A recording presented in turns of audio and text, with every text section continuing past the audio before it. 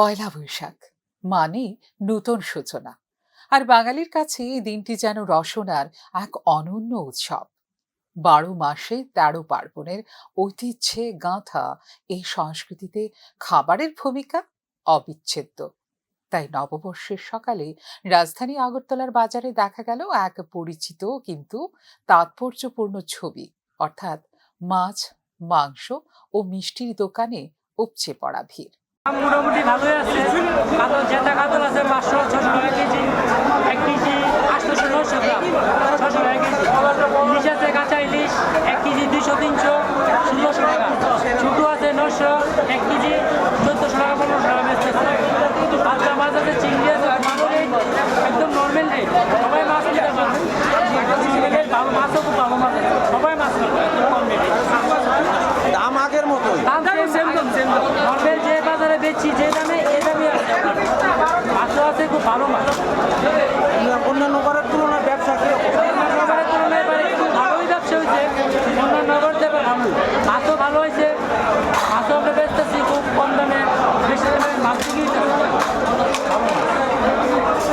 সকালের প্রথম আলো ফোটার সাথে সাথেই নববর্ষের সকালে ভিড় দেখা যায় শহর আগরতলার প্রধান প্রধান বাজারগুলিতে।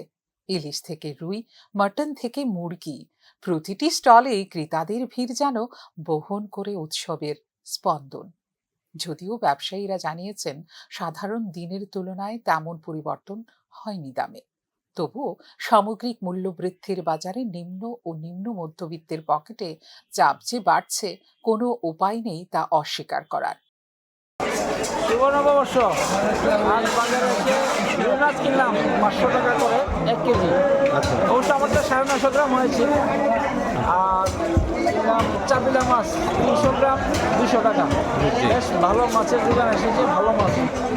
প্রত্যেক বছরই আসেন? প্রত্যেক বছরই আসি, এবার আসলাম দেখলাম ইলিশ মাছের দাম বেশি, ইলিশ কিনতে পারবেন। আচ্ছা, মানে বাজারে এমনিতে নর্মাল যা দাম একই দাম নাকি? বাজারে নর্মাল দাম থেকে আজকে নববর্ষ বলবে বাঙালিদের একটু বেশি, তবে খুব একটা বেশি মনে হচ্ছে না। আচ্ছা, কারণ আমি রুই মাছটা ৫০০ টাকা কেজি পেয়েছি, সাধারণত এরকম দামে থাকে ৫০-৬০০ টাকা ইলিশে দিই। ঠিক আছে। মিষ্টির দোকানগুলোতেও ধরা পড়ে একই চিত্র। দই, রসগোল্লা, সন্দেশ কিংবা নলেন গুড়ের বিশেষ প্রস্তুতি, সবকিছুর চাহিদাই বেড়েছে চোখে পড়ার মতো। কারণ বাঙালির কাছে নববর্ষ মানেই মিষ্টি মুখ, অর্থাৎ একটি সাংস্কৃতিক প্রতীক যা বহন করে শুভ সূচনার বার্তা। পূজা এবার একটু ভালো, ১.৫ কেজি ১৫০ টাকা, ঠিক হইল ২০ টাকা খানা ভাই। অন্যান্য বছর থেকে এবার ভালোই গেছে, ভালোই গেছে। কি কি মিষ্টি রাখছেন? মিষ্টি কিন্তু আছে, রসমালাই আছে, রসগোল্লা, লালমোহন, ল্যাংচা, ক্ষীরের ভয়েল কেক, পানিপুরি, দই, ছানা পায়েস সবই আছে। আচ্ছা, চাহিদা এমনি কোনটার বেশি? চাহিদা হলো আমার দই, টিকুয়া আর হলো ছানা পায়েসে দইটাই বেশিরভাগ চাহিদা বেশি। দইয়ের কীরকম দাম? দইটা হলে ১৫০ টাকা ১ কেজি। আচ্ছা, মিষ্টি দই? মিষ্টি দই। আর টক দই হলে ১৩০ টাকা ১ কেজি। তবে মিষ্টি দইয়ের চাহিদা হ্যাঁ, মিষ্টি দই ১৫০ টাকা কেজি। এমনি ব্যবসা ভালোই? ব্যবসা ভালো, এবার অন্যান্য থেকে এবার ব্যবসাটা ভালো। অবশ্য সবার, আমার যেমন ভালো, সবার যাতে ভালো মঙ্গল মতে কাটে, শান্তি শৃঙ্খলা রাখা, এগুলি কামনা আর কি নববর্ষে। কি নিতে আইছেন? এই তো মিষ্টি দই, আচ্ছা, ছানার পায়েস। কীরকম দাম? দাম ঠিক আছে, কোয়ালিটিও ভালো এই দোকানে। তার লেগেই সকাল থেকে প্রচণ্ড ভিড়ের মধ্যে নিতে হয়। ভিড় কীরকম? ভিড় তো প্রচণ্ড ভিড়, ১.৫ ঘন্টা ১৫ ঘন্টা হয়ে গেছে লাইন। প্রত্যেকবারই আসে? হ্যাঁ, প্রত্যেকবারই আসে। আমরা অনেক দূরের থেকে আসি, ওসিনি মার্কেট।